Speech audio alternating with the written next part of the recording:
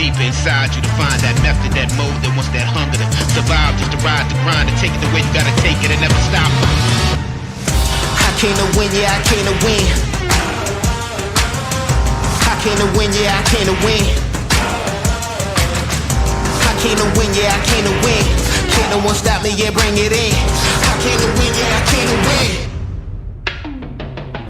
Top down, faded windows tinted. Push it with it, push it to the limit.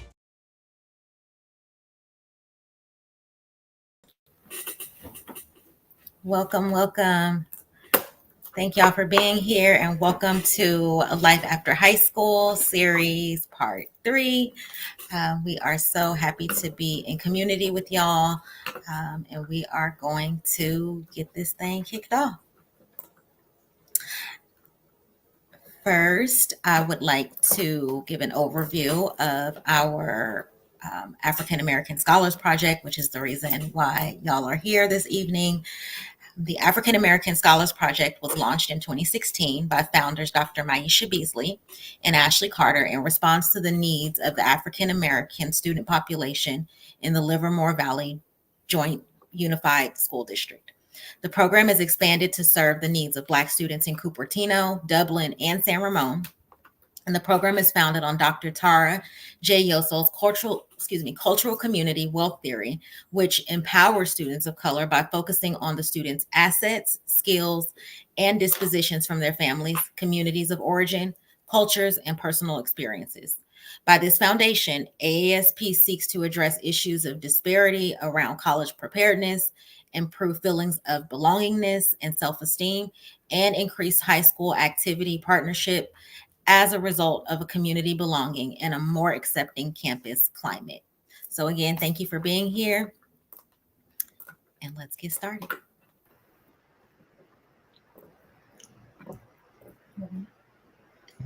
Hi. Let's see. Should we start with the introductions? Yep.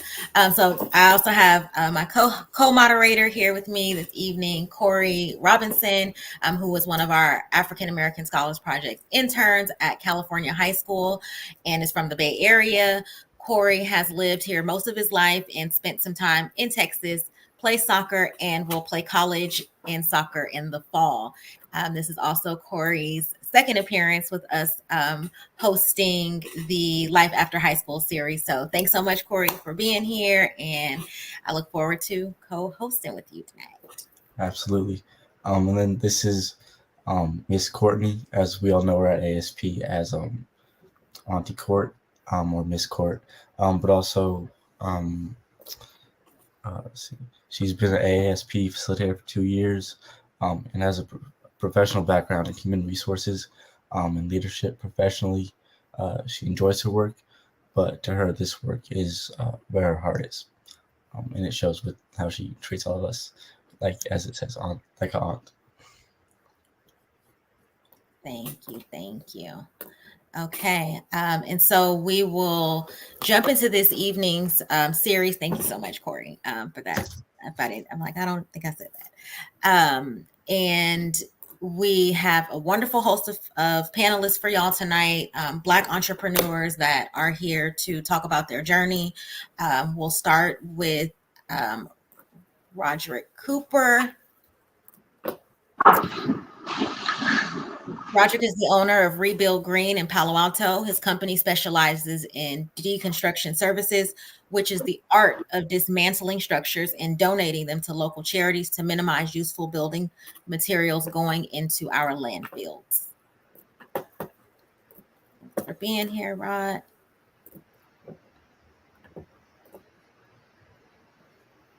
And then you can read Adrian's bio. Okay. Yeah. Let's see. Adrian Jenkins is a software engineer in the Silicon Valley area. He has a bachelor's degree in computer science from Hampton and a master's degree from Carnegie Mellon University. He completed a group capstone project building an Android application for a nonprofit aiming to reduce educational inequality through digital education technology. Adrian also runs 2 YouTube channels in the gaming area that has amassed over 18 million viewers together. So And then we have also in the building, and they'll be joining us shortly, Dr. Maisha Beasley. Dr. Beasley, I'm so excited for y'all to connect with her this evening. She is our executive director of Project Sankofa, which is a nonprofit focused on designing and training curriculum in educational spaces where Black students are the minority in number. She holds degrees from San Diego State University, University of the Pacific, and University of San Francisco. Dr. Beasley is originally from the Bay Area, and AASP derives from Project Sankofa. So we are so excited to have her in the building with us. Next is Ron Tate. He is the CEO of Coach It, technology, learning, and on-site hands-on training, workforce development. The partnership will also provide in-demand technology skills for small business communities. Awesome. Thank you. And we'd like to bring them all out to the stage so we can get started. We have some questions that we are going to start with. First, we'd like to start with Mr. Roderick Cooper of Rebuild. How you guys doing? Terrific. How are you? Good. How are you? Good. I'm good. Good. Thank you. Corey, you can go ahead and read his start with Rod. Let's see. What is the first question we have for you is what is it like to be who you are in a predominantly white and Latinx industry? Well, for me, it's more honorable than anything. I think when my first approach to being an entrepreneur, it kind of landed. And when I came into the industry, the flip side, there wasn't any Black contractors to do what I do. So despite that I'm Black, I'm African American, I was kind of torn between being welcomed and not welcomed. But what I did is I shifted my practice to make my services almost immaculate. So I'm really good with people, educated, have church background, have a family. So some of those tools helped me to go from 5 employees to now like 46 employees. And the challenges come with it. It's like anything. What advice would you give, I guess, in saying all that, to Black students who might be afraid to pursue careers where they are the minority, who may not necessarily have the people skills or might be shy and not branched out just yet? Well, I think a big part, the most important thing that I would say to do is to know your craft, right? To go into it, know your craft, be honest with yourself, and there's no rush to get big. Nothing great happens overnight, right? Mm-hmm. You essentially have to try the lotto 40 times just to win a little bit of money. So in small business, and being Black in small business, is, I would say, to practice your craft, master your craft, and slowly build it and build your team out. And I would say 4 to 7 years seems like a long time, but it goes by as fast. That you'll be in a good space. Yeah, you'll be in a really good space. Awesome, dope. Thank you so much. And so we're gonna move to ask the next question to Adrian. Thank you for that, Rod. Hey, Adrian, thanks for being with us again, everyone. This is Adrian. So we just had a question for Roderick, and we're moving into how do you navigate being a Black man in tech? Yeah, that's a great question. I think the most important thing for me navigating a tech career as a Black man is conquering the thing known as imposter syndrome. So that feeling of believing as if you don't belong, or you may have gotten along your path on accident in a way. That's a pretty common thing that I'm sure we all are familiar about or may have heard the term. But I think that's the main thing that you would have to be able to conquer to be able to thrive in a tech career, because the reality is you will have to accept a role where you will mostly, for the most part, be exposed to people that do not look like you in this industry. So that will come with having to be confident in commanding your space in the rooms that you'll be in every single day. Because it's true, you can work in a silo and just get your work done and do your own thing. But in order to actually grow and stay successful, you will need to interact. You will need to feel comfortable interacting with the people you're around. So I think developing those people skills, not just with people you look like, but with the people that you don't look like, is very essential.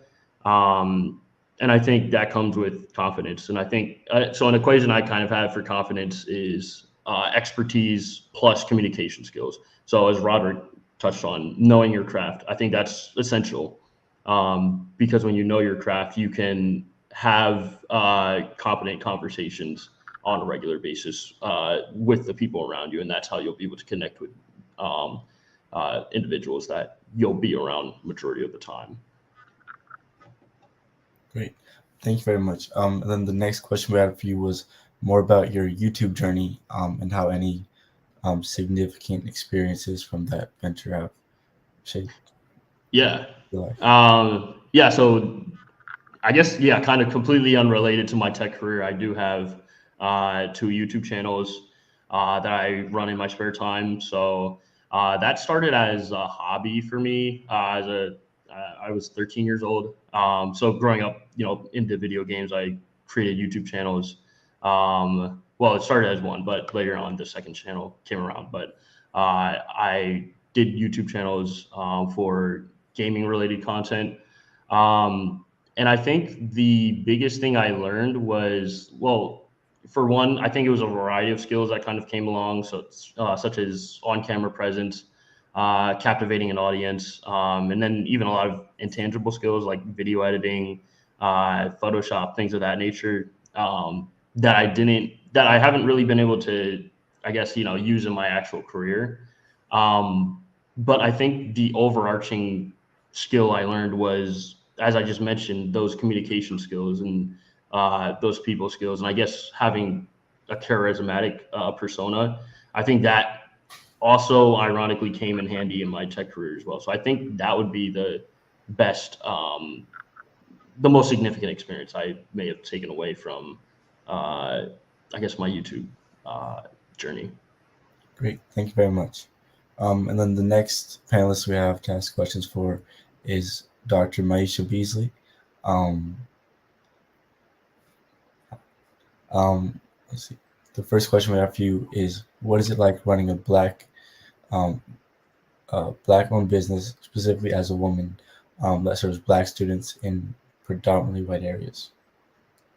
Well, that's a loaded question. But I think where I'll start is, it is my passion. It's something that I did not anticipate doing, but it is something that has become my life's work. I come from Livermore, California, by way of Oakland, by way of San Francisco. And I remember when I was your age, Corey, and you're a senior, right? Yep, I was ready to go. I was ready to go as far as I could away. And my mom said I couldn't go east, so I went as far south as I could, with the intention of never coming back to Livermore in my lifetime.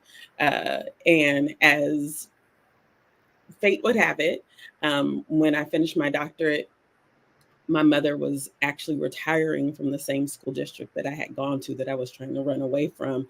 And it happened really serendipitously. I was asked to do a one-day mentor situation for some Black students, Black young women at Livermore High. And the rest is history, really.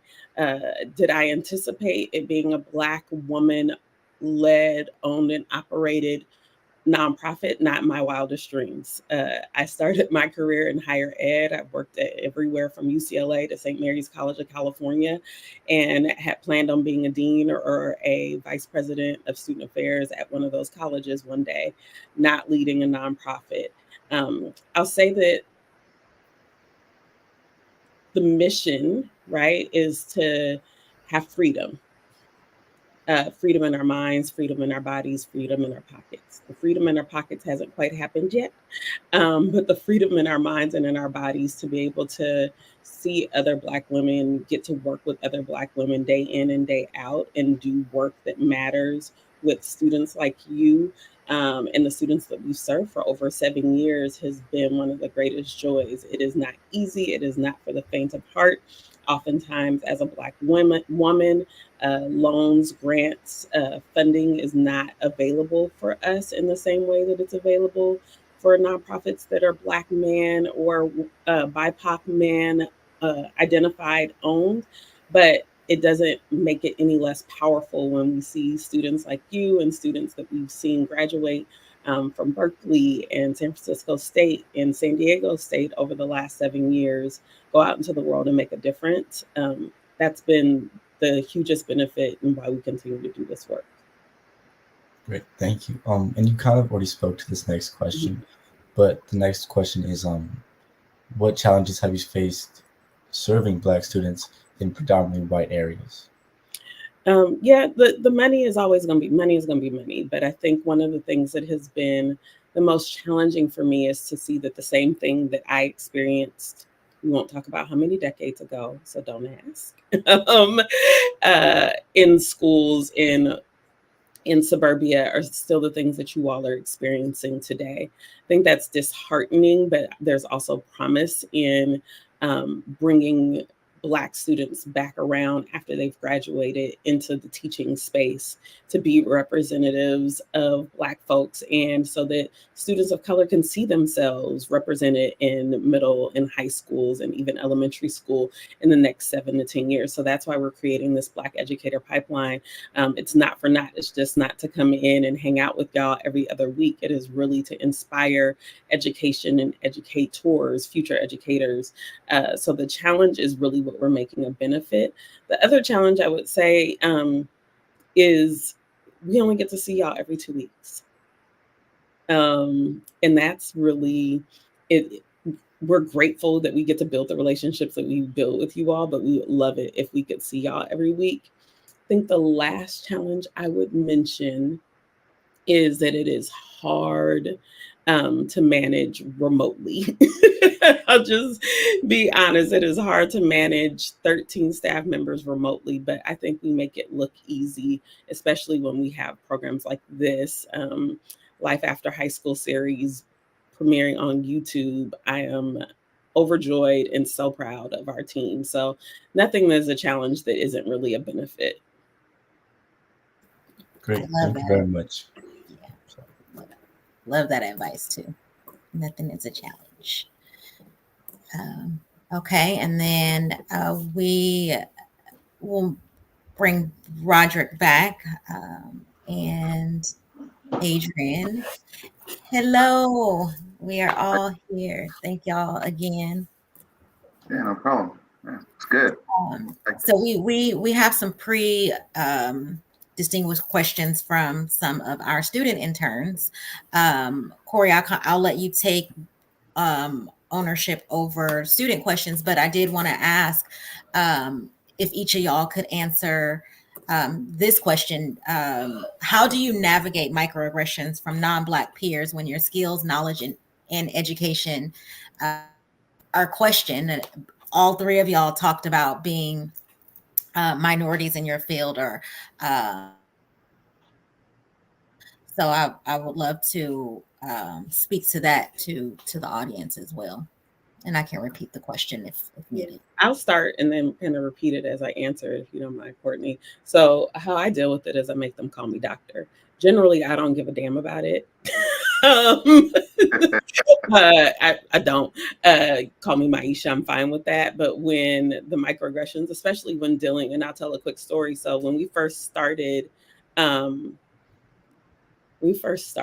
AASP, me and my business partner, my sister in passion, Ashley, we would go into the schools every 2 weeks with my little brother and her little brother. And every single time in this first year and a half, they would act like they had never seen us before. Right? Like they would act like they had never seen our faces before. Every 2 weeks, it was like, it's still me. It's still the same person. And so I can be petty when it comes to things like that. So then I had like lanyards made with big old ASP sign, like a big old ASP lanyard made. And then I put doctor like right across it because they would always ask me who I was coming to pick up from being suspended. And so I just, I got real petty, and then they still didn't pay attention. So then I was like, hi, Dr. Beasley here for ASP. Like I would start announcing it as I came in. And making everyone in the front office call me Dr. Beasley until they got the point of who we were and who we were there to serve.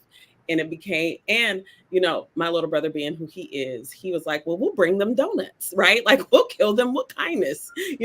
Ashley's little brother, younger brother, Spencer, he would come in and give all the front office lady hugs. And so they began to love him. Oh, Spencer's here. They got their hug from, Spencer, and then they were good. But it took a minute. And so I think the lessons I want to just share there is that you can make sure that it's not what you're called, is what you answer to. Right. And I could have got mad about that. And could have got real stank about it. But I was like, no, there's just going to be a point where we have to initiate and set boundaries around respect. 2, you can kill folks with kindness. And over time, when people begin to realize the impact that you're having in a space, their mindset not only changes about you, but about the next Black person or the next person of color that comes behind you. So keep that in mind when you're, emoting or when you're dealing with folks who are less than lovely. So that's my 2 cents on it. No, yeah, I like that one. You want to go, Adrian? I'll go last. It doesn't. Yeah, Dr. Beasley answered it perfectly. I think not responding emotionally or responding instead of reacting to any microaggressions is essential. And I'd say, how do I want to put this? I would say, I guess for me, like the tech space, most of the microaggressions I would say I experience are more so associated with my credibility as an engineer and things. So I would say the best way to counteract those microaggressions is to sort of in a way go against the narrative. And as we discussed earlier, knowing your craft and being able to prove things wrong through work and accomplishments, and sort of breaking the stigmas that are placed on us. I think that does wonders for you as well as the next person that will be in your position. So yeah, that's what I would say. Yeah, it's good. For what I do, one, I'm supported by first God Himself, right? We got to start with that. So I still get all the prayers from all my folks, my family, but the way I deal with microaggressions is I study all the competition. So as I begin to come into the business, I'm gonna do like Google did, right? Google kind of sat back and they watched AOL and they developed it, and they watched Yahoo and they watch all these places, all these software companies, and then what they did was they shifted their whole program to not just base it on one or two things. They dominated in real estate, they dominated in programming, and so for what the things I would deal with is no one knew who I was, no one knew I was brown, right? And when I came out, they just started seeing me flood the peninsula with our marketing, sweaters. All our customers got sweaters, hoodies. We had banners. We fed the homeless. So my approach was, I'm going to do what I know what the competition can't do, right? Because the battle is not this. The battle is in here, right? And by my third year, like there wasn't really too many players or too many deconstruction contractors that would cover the range for what we do. So we started getting calls in LA, and Napa, Bodega Bay. So I just use reverse psychology. I just really beat them at their own game. You guys can do 30 jobs. We could do 130 jobs. And yeah, obviously it worked out a little bit. So yeah, and to add to that, a big chunk of my industry is Spanish. Most of the owners are not Spanish, just the employees, right? Most of the owners are white owners. And so being that I'm young, I started at 28. I got my license. Most of my competition was already in their 40s. So I already came in with the chip on my shoulder of like, okay, I know what I'm up against, right? I was born in Houston. I lived in Texas. I lived in Richmond. I lived in East Palo Alto. I lived in Union City, and so now I live in Newark. And so I'm very familiar with my landscape. And that was one of the things that actually helped me turn that microaggression around. Thank you. You all gave terrific answers. Let's see. The next question we have for you guys is, how do you deal with with the unpredictability of having a non-9 to 5 work schedule, and how do you manage to keep motivation, especially at the beginning of your business? And Corey, I'm gonna before y'all answer that really quickly. Ron has been there. Okay, yep, there you go. Hi, Ron. Welcome. Hey, hello. Sorry we had you waiting. We're figuring out some technical things on the side. So we're moving into our general questions. What we can do is, if you feel compelled to answer the question our intern will be asking Corey, then please feel free to chime in. Corey, if you want to repeat the question starting with the one you just ended with for Ron. Absolutely. The question we just had was, how do you navigate microaggressions from non-Black peers when your skills, knowledge, and/or education is questioned? I'm kind of the direct person. I meet force with force. So I don't allow their insecurities to interfere with my goal, because they see us coming. I'm 6'1", 260. They see me coming. You know what I mean? So I know that already. So I'm prepared for any of this passive aggressive, hey, how are you stuff, knowing full well that that's not what they're interested in. So I'm goal driven. So their personality, their microaggression, I just don't pay attention to it anymore, because it just doesn't have any value. It's very short sighted if I kind of allow myself to kind of become whatever they want me to become, knowing full well that's what they're looking for, right? So I'm very direct. If I recognize it, I call it out so I can keep moving. So because it can't interfere with my thought process, because I'm doing too much. So when they begin that fake stuff, because in technology, I'm the only one in most of, Adrian, I know you understand this. In tech, it's just us, right? I worked at NASA. I worked at Facebook. I was a director of IT education for a college, and everywhere I go, it's just me.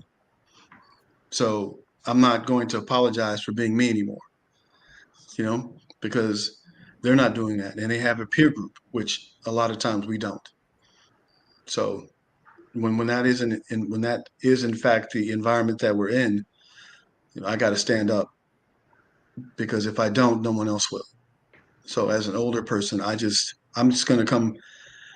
I can't care anymore.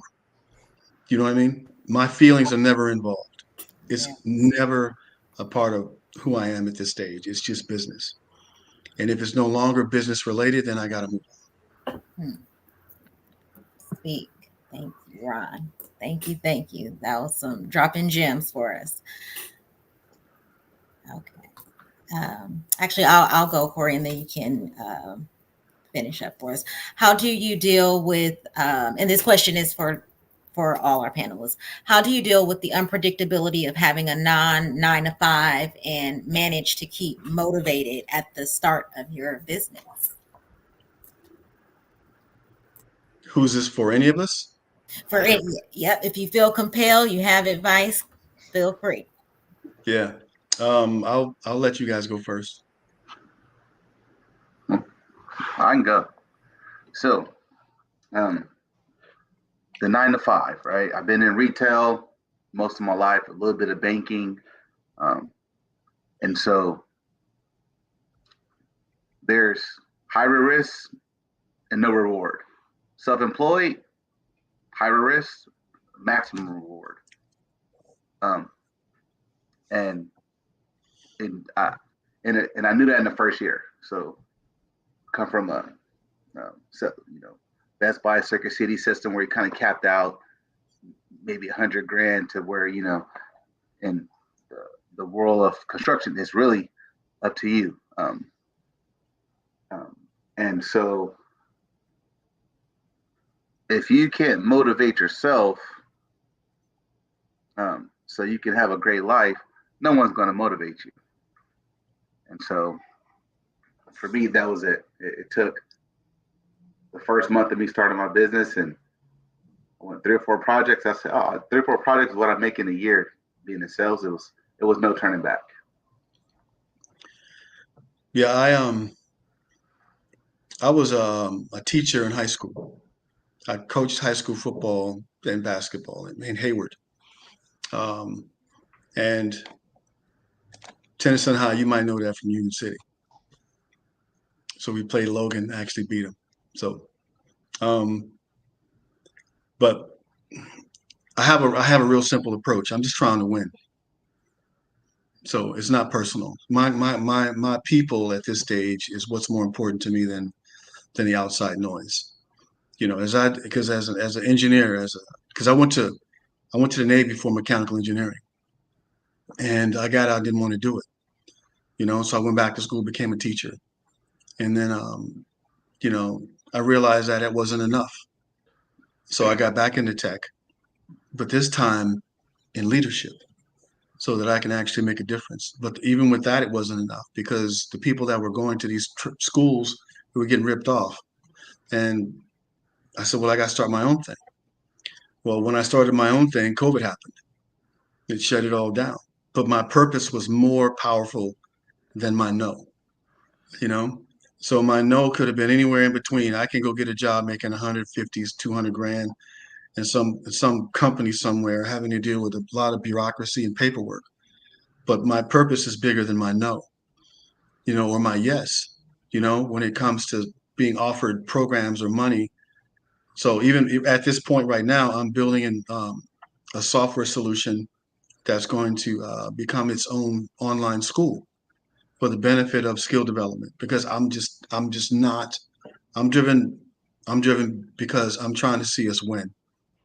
Competition, being a coach, being a former player, being a former whatever you want to call it. I'm extremely competitive, and the competition this time is everybody else, right? So we want us to be in the front and have peers that are in the front as well, as opposed to always being let in or allowed in, and then they only let one of us in or 2 of us in or a handful of us in, and we can't really demonstrate who we are for fear that they're going to judge us, right? So, being an entrepreneur and understanding that I'm purpose driven. Someone said legacy driven. whatever you want to call it.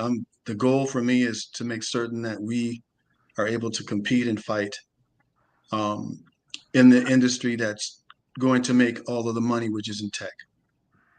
Because if we can't compete in there, I mean, I'll give you a quick example.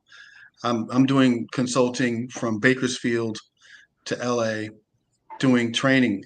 I was the guy who used to build cloud computing systems, AWS systems, you name it. I could build it and teach it, but nobody wanted that. So they were hiring me to do digital literacy. I'm like, what? Why? Because the people that are a part of these nonprofits and are utilizing a lot of these services can't use a computer. It's passed them by. So I had to take my ego out and, repurpose what I was going to do, because we all know what's coming down the pipe. And when the economy cracks, and if entrepreneurialism is how it sustains, then we need to make certain that the people that are entrepreneurs know how to use the technology of today, whether it's automation, whether it's AI, or whatever comes after that. We need to make certain that Mr. Robinson, Mr. Cowhide, and all of the other young people that are coming up recognize that if they don't get into some level of technology to be able to create a business or run a business or whatever the next thing they're going to need to be able to do, someone's got to make certain. So I'm driven to make certain that no matter where you are in the world, if you look like us, you can support yourself.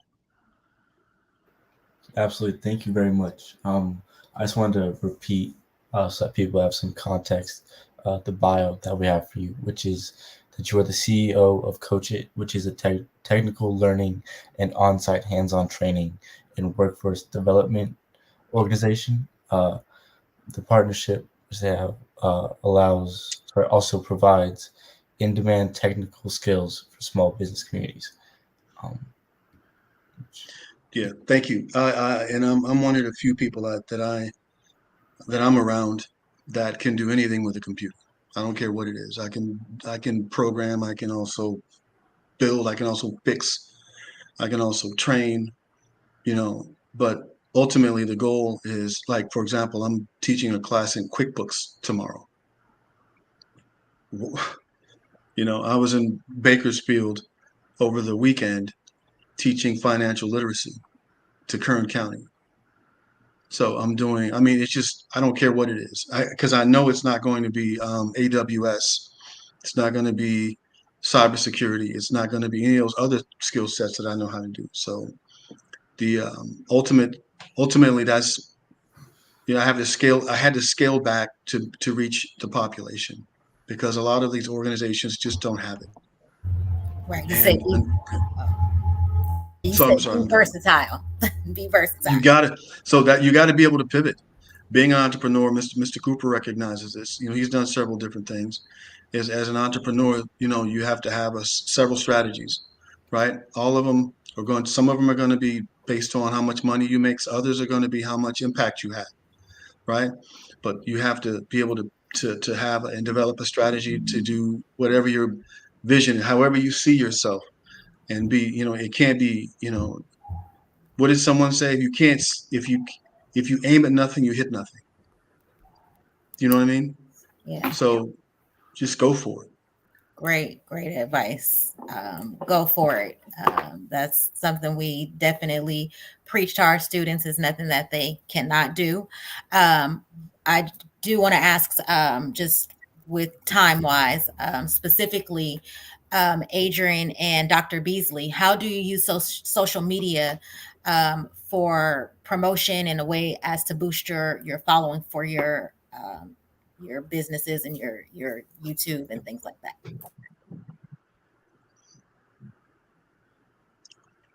Dr. Beasley, you want to start? Go for it, Adrian. I'm with these folks all the time. I will come after you. Okay, yeah, for sure. Doing YouTube, that's kind of very much a social media platform. So definitely it's a big part, being able to leverage that as a platform to boost my following. Every social media platform has its own algorithm. that pretty much dictates how users will draw more engagement and boost their following. So I could start with that is mastering your knowledge of the algorithm of that specific social media platform. So that's something I've done specifically with YouTube. So an example being with the YouTube's current algorithm emphasizing click-through rate, which is how often people will see your YouTube thumbnail and then decide to click or to just scroll past. So that informs me to invest time towards my Photoshop skills and thumbnail designs, and putting time towards that. And then also taking advantage of the different forms of content that you can put out on a social media platform is huge as well. Excuse me. But as we know, back in the day with YouTube, it was just videos that you would put out, or Instagram, you're just putting out photos and maybe like 15-second videos. I think that was the limit. But nowadays, all of these platforms have very diverse forms of content that you can put out. So with YouTube, you have short form content, which really exploded once TikTok became a thing. And then you have long form content such as live streams, and then podcasts as well, being an example of long form content. And then, of course, video is still a thing. So leveraging all of that in your content strategy is something I've had to learn about social media as well. It's not just putting things out in the traditional way, but learning the platform and kind of using, hitting the entire wheel in a sense would help your following and boosting your engagement as well. Awesome. Nice. So I am going to answer the question by answering both questions you asked around how do you work at 9 to 5 that's not a traditional 9 to 5, and how do you stay motivated along with social media. So I'm gonna tie two together. So one of the things that I think we do well at Project Sankofa is that we want folks to work in their zone of genius. My zone of genius is research. It's curriculum development. It is bringing groups of folks together and being able to talk to suburban and rural school districts about the needs of their students who are more frequently moving from urban landscapes to suburban and rural landscapes.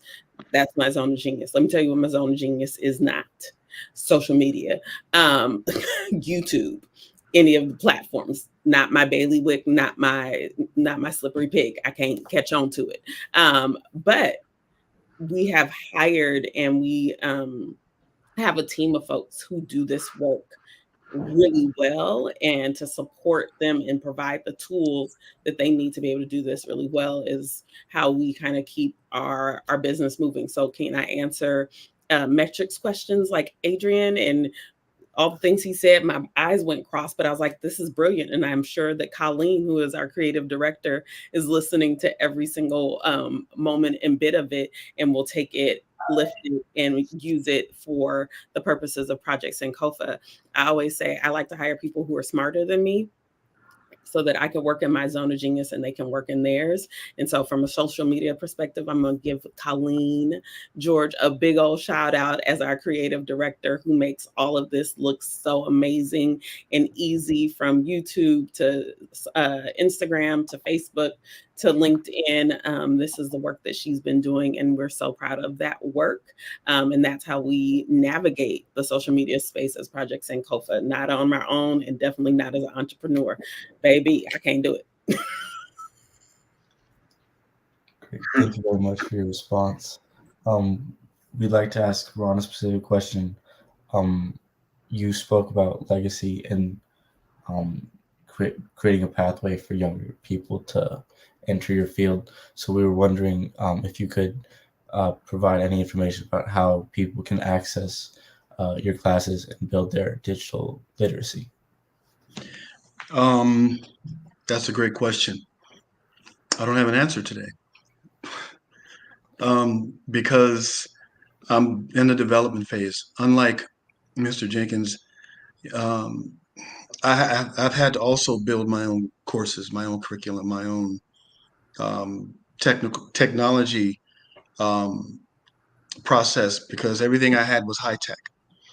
It was all dealing with, I have students who work for, they work for Stanford and they work for, I mean, so everything I had, everything I knew had high tech, so because it became a digital literacy thing, I'm still trying to partner and collaborate with organizations that would need that skill set.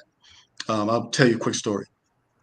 I was on a call with the senior vice president for the Port of Oakland last week, and they're getting ready to retrofit and change all of their tugboats and their ferries to electric. Part of the problem is that they don't have a training platform, so that all of the workforce development models that they currently have to be restructured. So I think I'm probably going to help them out, along with the next level of training, which would be green energy. Um, there's a I did a contract in LA for a company, and I wrote their curriculum for them for charging stations, because a lot of the infrastructure is going to be moved to going green. So I'm in the process of building that out, but I'm a one man band today. But hopefully we can collaborate and partner to get to these Mr. Robinsons and whoever else that might want to see what their next job or their next career or their next learning could look like. Because I don't care where I go. It doesn't matter to me. As long as at the end of the day, we give foundational skills, if that's what's needed early on, to potentially take them past that. And then, of course, once you give them the ability to dream, after you give them the skills, then they can become an engineer or a software engineer, or they can become the next something, right? But foundationally, it has to come with the level of skill development, utilizing the technology tools of today. So I call my skill now computer science for business, because what I'm having to do now is repurpose a lot of what I'm doing for small businesses throughout California. And it begins, unfortunately, with digital literacy, because it doesn't matter if you, small business, you want to do your own ice cream store, or your own, if you have, I mean, like Mr. Jenkins was talking about with social media. There's so many different platforms out there that they're confused, right? Mhm. We need to be more single-minded in the idea that we can prepare them to just be, less focused on that part and more focused on their jobs, right? Especially if they're just holding on for dear life. So as I continue to reach out, I'm looking to work with and collaborate with folks that understand the need that we have to build our communities at the same time while we're fighting social justice. I wholeheartedly agree. And I think we find in all of our professions a pathway to social justice. Speaking of social justice and entrepreneurship, Roderick, what skills do you think are necessary to be a successful entrepreneur, as another entrepreneur on the call? Well, I think the most important thing that, there's probably 5 to 10 important ones, but I would say for sure to have business management skills, right? Because you don't know this, you may work at a certain speed, but it may come faster than you think. And if anybody knows, we were all, 10, 12 years old, you got that $100, it was gone in 2 days, right? The first thing, our people of color do a lot of times is they get access to some kind of additional income, they show it off really quickly, right? So I would say, yeah, business management skills, being able to have really distinct creative and critical thinking skills is important. For me, I'm not a maintenance individual. In my case, my wife is. She could she's a very good critical thinker. So there's times where I have to, you have to be okay to ask, because you're not going to know everything, right? You got to brand yourself, market your company, and the best leader is the best listener, right? And there's things from everybody on this panel, including the facilitators, that I'm sure that for myself that I can pull something from that's going to help me evolve, maybe tomorrow or maybe in a couple of weeks. And lastly, I think it's a huge thing, and this is to be able to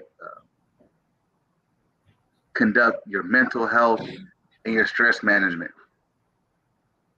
That is a skill that you have to learn how to possess, because if you don't, mental health is real. Suicide is real. Giving up is real. And because our resources are already limited,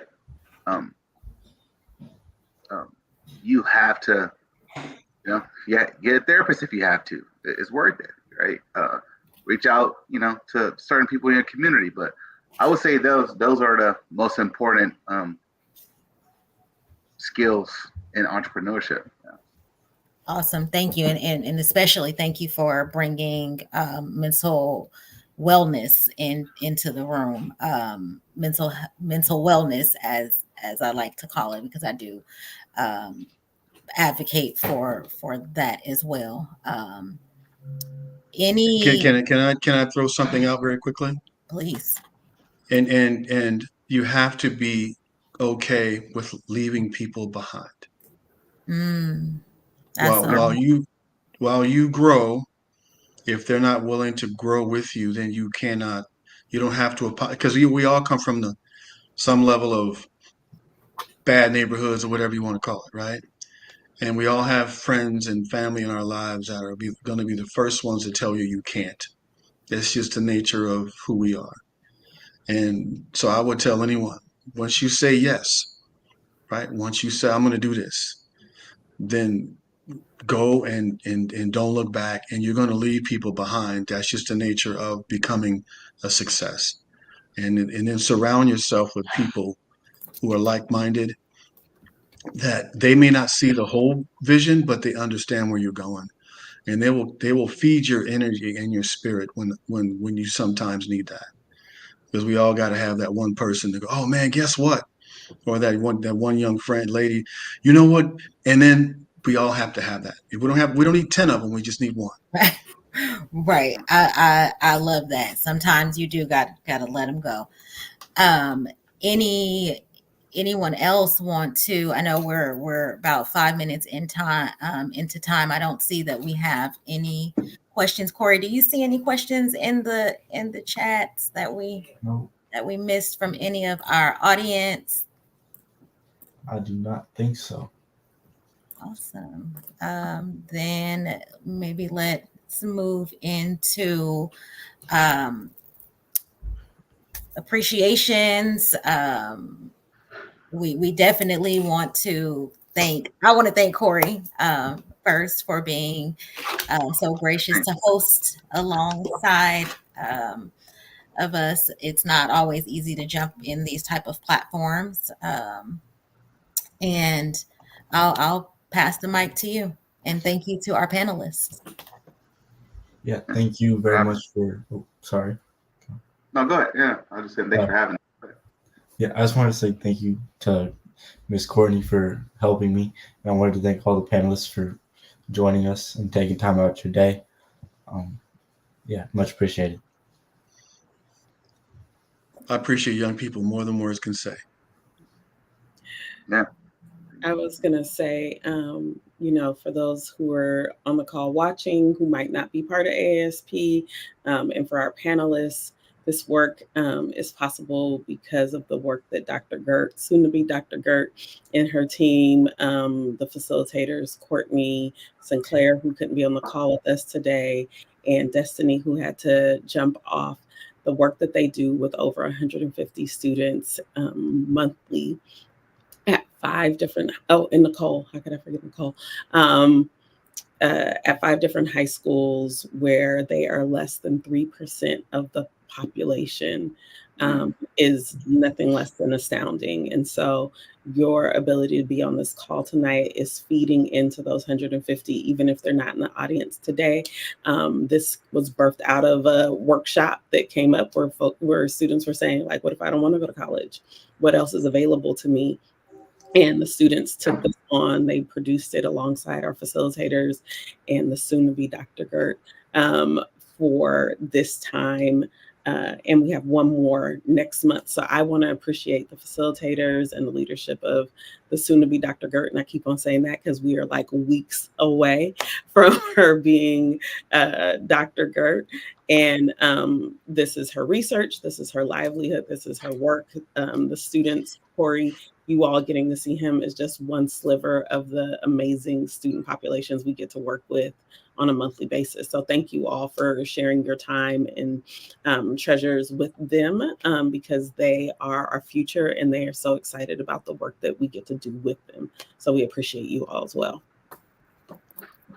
Yes, thank you. So well said. Any last parting words? I want to pass the mic to the panelists to close us out. Well, yeah, for me, no, it was great. I think this is it's important for different type of entrepreneurs, we all, for example, as contractors get together a lot. I'm sure the educators get together a lot, but it was just great to have different level, different aspects, different conversations about, our people and where they're going. And yeah, anytime I'm here. Thank you guys for showing up. And 2020. Okay, I'll go. I've done a lot. I worked in juvenile probation, Alameda County, for a couple years. I've led a lot of different programs and projects dealing in technology over the years. My goal and hope is that what was that question? What if you don't want to go to high school? What if you don't want to go to college? Right?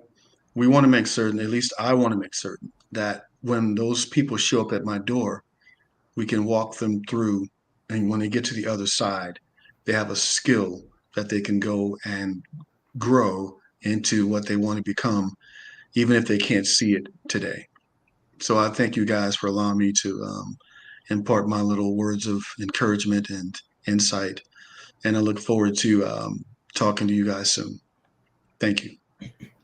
Thank you. They are much appreciated words. And Adrian, we got about 30 seconds. Any last? Peace out. Yeah. Thank you so much. It was a pleasure being on here. Thank you for having me. I want to say to everybody tuning in, wherever you're going, it's important to fall in love with the journey and be grateful for each step of the way that you have. Because if you only can appreciate the final goal, then the actual journey is it's hard work. So fall in love with the journey, find ways to fall in love with the journey, and you'll be good. Thank y'all so much. Fall in love with the journey. Thank y'all for tuning in. We'll see y'all in a couple weeks for part 4. All right. Thank you guys. Thank you guys. Have a good night.